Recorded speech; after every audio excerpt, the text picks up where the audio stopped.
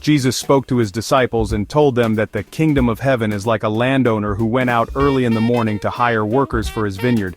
He agreed to pay them a denarius for the day and sent them into his vineyard.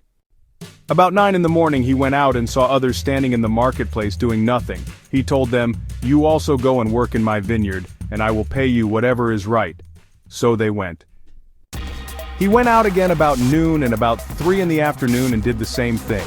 About 5 in the afternoon he went out and found still others standing around.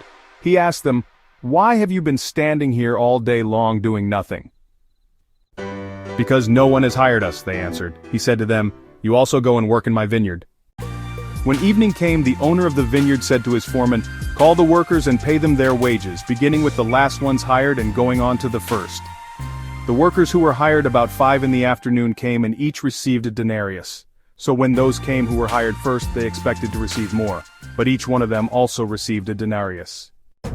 When they received it, they began to grumble against the landowner.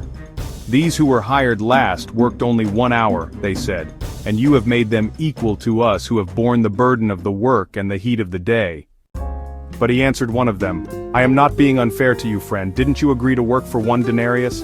Take your pay and go. I want to give the one who was hired last the same as I gave you. Don't I have the right to do what I want with my own money, or are you envious because I am generous?" Each group of workers agreed with the rate of pay, so none of them had any cause to disagree with the owner of the vineyard.